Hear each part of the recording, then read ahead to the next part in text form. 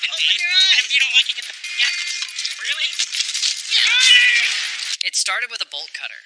One clean snap, and suddenly you're staring into the dusty abyss of someone else's failed life choices. A mattress, a mannequin, maybe a microwave filled with vintage Playboys.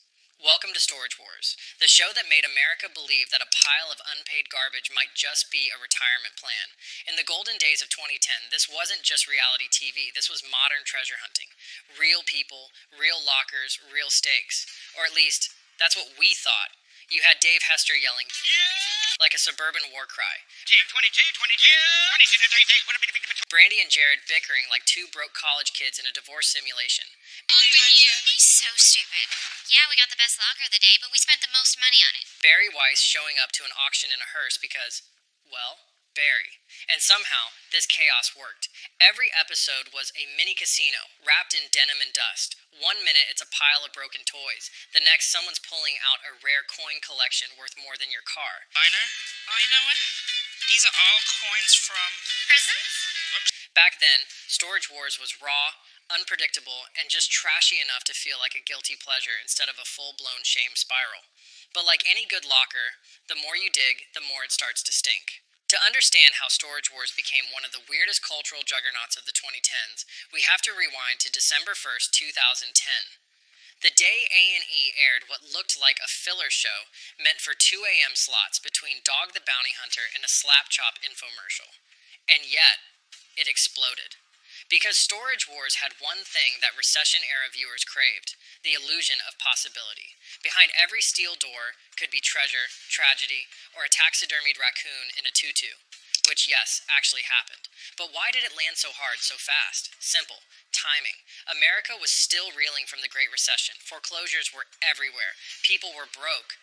Hope felt like a luxury item. The idea that an average Joe could drop $300 on a dusty locker and walk away with a Rolex, a samurai sword, and a stack of mint-condition comics, that was catnip. It wasn't just TV, it was financial fantasy therapy. Storage Wars tapped directly into that hustle-core dream. No degree, no resume, just guts and a flashlight. And the cast absolutely unhinged in the best way.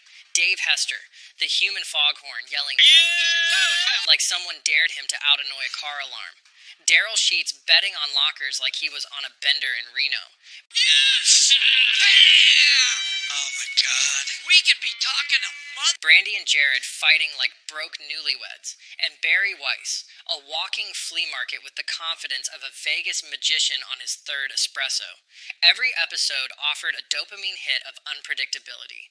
One locker held antique jukeboxes, the next just 400 pounds of expired mayonnaise. It didn't matter. We were addicted to the maybe. By season 2, Storage Wars was A&E's biggest hit.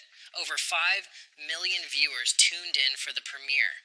That's borderline Super Bowl territory. If the Super Bowl involved middle-aged resellers in cargo shorts screaming over broken lava lamps. So A&E did what any network would do when they catch lightning in a thrift store, franchise it into oblivion. Suddenly there was Storage Wars. Texas, New York, Canada, France, because apparently the world needed to see a man in Quebec argue over a box of curling trophies. Even Barry got a spinoff. I don't need to know what's in there. I get a feel. Get me the Kraken. Buried treasure. Basically Antiques Roadshow on edibles, starring your weird uncle in leather gloves. For a hot second, Storage Wars wasn't just a show. It was a movement. Auction houses saw amateur bidders flood in. Lockers that used to go for $50 were now hitting $500 because everyone thought they'd find their own golden microwave. It was like the gold rush, except instead of gold, people were digging for Beanie Babies and expired tax returns. And somehow, it worked, because Storage Wars turned junk into hope. It gave failure a price tag, and it dangled just enough magic to make you believe maybe you could get rich off someone else's forgotten life. I'm a connoisseur of confections. We got a lot of money to make up on this locker. But then, like most things that shine too fast, the cracks started showing. It didn't fall apart all at once. At first, it was just little things. A locker with a $90,000 Elvis memorabilia collection? Kind of sus.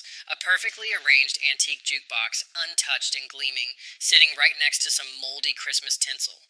Really? Fans started noticing the patterns. The finds were getting weirder, the casts louder, and every episode ended with someone miraculously pulling a minor fortune out of a dented filing cabinet. Then Dave Hester dropped the bomb. In 2012, Mr. filed a lawsuit against A&E, claiming the show was, in his words, rigged. Not kind of fake, but fully staged. According to Hester, producers were salting lockers, placing high-value items into units ahead of time to hype the drama. You know, like a magician hiding a dove in his sleeve. Except instead of a dove, it was vintage comics, gold coins, or a full samurai armor set. Alright, we got a big old nice unit here. Here we go. And how much money? What's your pleasure? When are you going to pay us in? I got 20, not 20. He also claimed producers secretly gave money to weaker cast members so they could bid higher, just to keep the rivalry spicy. Imagine losing a locker to someone who just got Venmo'd by the showrunner. Brutal. A&E clapped back hard. They didn't exactly deny the claims, but instead pulled the entertainment card, claiming the show was protected by the First Amendment. Translation, we can fake it. You just can't sue us for believing it. They admitted some dialogue was scripted, that items were occasionally rearranged, but they denied full-on fakery. A weirdly specific half-confession, like saying, we didn't cheat on the test, we just reorganized the answers. Eventually, Hester settled, and plot twist, returned to the show in 2014. Yep, the guy who exposed the magic trick walked right back on stage. And just like that, Storage Wars crossed from reality TV into full soap opera territory. After that, the cracks were hard to ignore. Fans became skeptics. The treasure hunt started feeling more like treasure theater. The stakes? Manufactured. The rivalries? Rehearsed. And once that illusion broke, the thrill wasn't what's in the locker. It was how far will they fake it this time. See, look. Here's another $10. See, I told you it was full. If Dave Hester's lawsuit cracked the foundation, what came next took a sledgehammer to the whole facade. But the first truly dark turn, that actually came before the on-screen chaos. In 2013, something happened that made fans stop laughing, even if the cameras kept rolling. Cast member Mark Balelo was found dead in his car from carbon monoxide poisoning, just days after a drug-related arrest. It wasn't just a colorful character disappearing from the show. It was the moment Storage Wars stopped being quirky Americana and started to feel cursed. And the cracks kept spreading. Later that same year, fan favorite Barry Weiss left the show after season 4. No more skeleton gloves, no more outrageous sunglasses. He said he wanted to do other things, but really, it felt like the soul of the show had driven off into the sunset. 27 years. I'm going to hand you a piece of candy here, and you're just going to feed it right through the machine. Just start cranking the handle. Then came Brandon Sheets, son of the gambler Daryl. He'd slowly stepped into the spotlight, and then quietly disappeared in 2014, allegedly due to budget reasons. Fans were confused. Brandon threw shade online. The producer said nothing. But the moment the show fully jumped the shark, that was June 2015, a scene that felt ghost-written by the WWE. Dave Hester versus auctioneer Dan Dotson. The cause? A skipped bid. The result? A parking lot brawl with redneck WrestleMania energy. Rumors say producers told Hester to confront Dotson. Instead of tension, we got blood, screaming, flailing fists, and Laura Dotson getting tossed like an NPC in GTA. Open your eyes. And if you don't like it, get the... Yeah. Really? TMZ feasted, lawsuits flew, and we, the audience, we weren't shocked, we were entertained. Because by now, Storage Wars wasn't about the lockers anymore. The real treasure was the off-screen dysfunction, and it didn't stop. In 2018, the most unbelievable Storage Wars moment ever happened, and the show missed it entirely.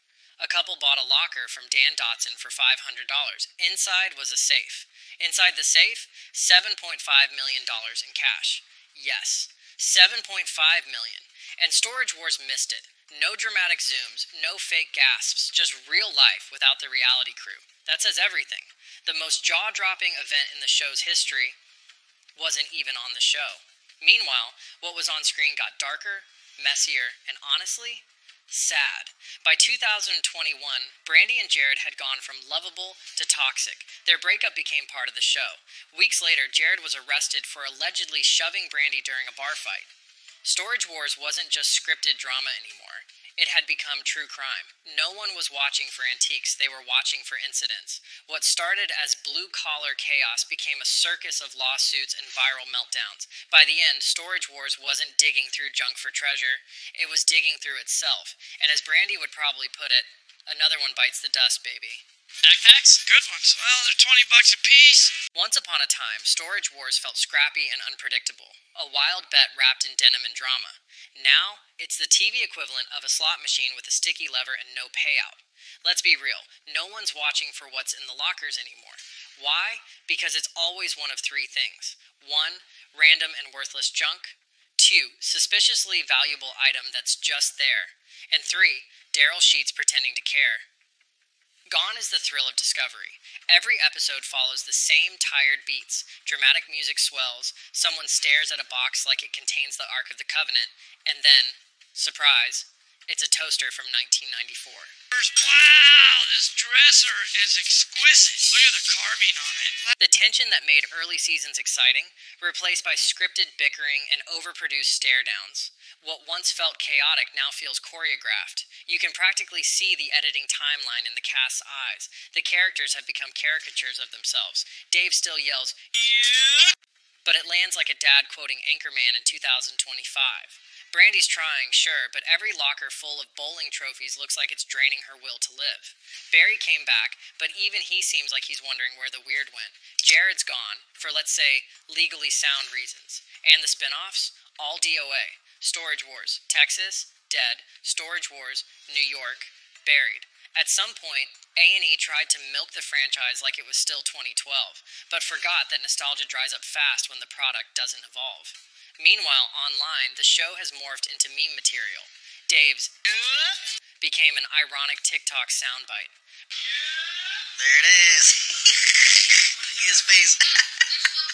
Reddit threads dissect every suspiciously perfect locker. Entire YouTube channels now exist solely to expose how unprofitable this lifestyle actually is. Spoiler, no one's retiring off a bin of Beanie Babies and VHS tapes of Matlock.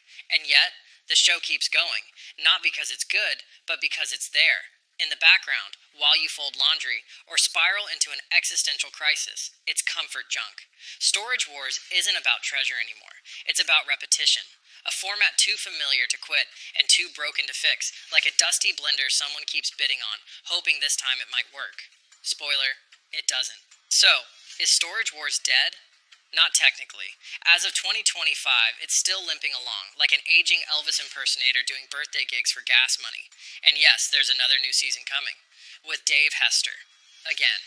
Because nothing screams creative revival like bringing back the guy who once sued you for being fake. But let's be honest, Storage Wars can't go back. The innocence is gone. The magic evaporated. The trust shattered like a ceramic clown statue from locker number 241. We've seen behind the curtain. You know what? All these drawers are fixable. That's $100. This bookshelf is pretty nice. And the wizard is wearing cargo shorts, holding a walkie-talkie and whispering, "Act surprised." Can it be saved? Maybe, but only if it stops pretending. Stop calling it reality. Stop pretending this is about treasure. Lean in. Go full meta. Let Barry host a spin-off called What the Hell Is This Thing? Give Brandy a true crime podcast about locker-based murders. Let Dave play the villain he was born to be, with a wrestling belt and theme music. Don't reboot the show. Reformat it. Own the chaos. Celebrate the weird. Admit it's scripted. Just make it fun again. Because right now, insisting Storage Wars is still authentic is like saying your 2011 LinkedIn photo still looks like you. Everyone sees the difference. Everyone feels the lie. Here's what we want. Real mess. Real personalities. And maybe, just maybe, something we haven't seen 1,000 times before. We don't need perfection. We need mildew-scented honesty. But maybe I'm being too harsh. Maybe Storage Wars isn't dying. Maybe it's evolving into a new form of entertainment, one where the real action isn't in the lockers, but in the internet chaos, legal drama, and meme legacy it leaves behind. Because at the end of the day, the treasure was never in the units. It was in the unfiltered madness we watched unfold. And if you've made it this far, you, yes you, are just as addicted to this beautiful dumpster fire as we are. So smash that like button, subscribe for more brutally honest breakdowns of pop culture decay, and tell us in the comments, what would you do if you found $7.5 million in a locker? And no, you're not legally obligated to say turn it in. Until next time, it's still on air, somehow.